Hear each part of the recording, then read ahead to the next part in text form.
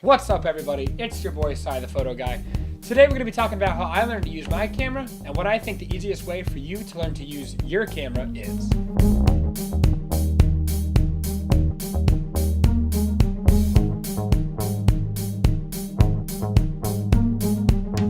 So the first thing you need to understand, if you're going to understand how to use your camera in manual mode, is how to work aperture. Aperture is the thing that confused and frustrated me to no end at the very beginning. Basically, aperture is the hole in your lens that lets in light. It's normally represented by the letter F with a slash followed by the number. The number represents the size of the hole. The smaller the number, the bigger the hole. So what I'm going to tell you to do, and this is how I learned, always leave that number the same. Aperture also affects what is in focus. So the smaller the number, the more blurry of a background or bokeh you're going to have. And the bigger the number, the less of that you're going to have, so you're going to be able to see more in focus.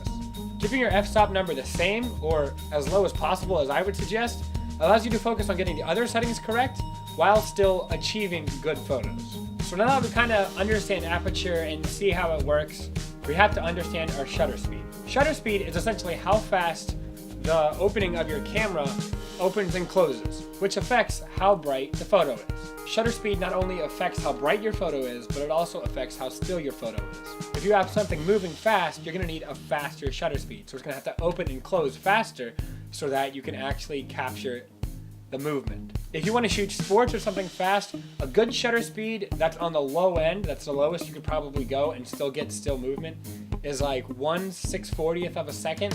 But I personally would like to shoot in 1,000th as much as possible. So we understand our aperture and our shutter speed, and lastly we have to understand our ISO. ISO is basically fake or digital brightness added to the image. So you're trying to shoot a sports game and you've got your shutter speed really high, your aperture as low as it gets, and it's still kind of dark. That is when you want to go to your ISO and bump it up. Now, the secret is to not let your ISO get too high. Because when it gets too high, you'll get a grainy or noisy image. As long as it doesn't take away from your image and you can still see details, not a big deal. But the problem is when you start to lose detail in your image because your ISO is bumped up way too high. On most cameras, ISO starts at 100 and goes up from there. Shooting at 100 ISO will give you the best dynamic range and the best photo you can get. Anything up from there, while it won't affect too bad to get the high numbers, will not be as good as 100 ISO. So you always need to make sure that you keep this number as low as possible. Don't be afraid to use it, but keep it as low as you can. So that's it. Now you're a DSLR mirrorless camera pro. You can go out and make the photos you want and get the images you desire and the look that you think is cool. If you like this video, go ahead and like and subscribe and watch the next one. Peace.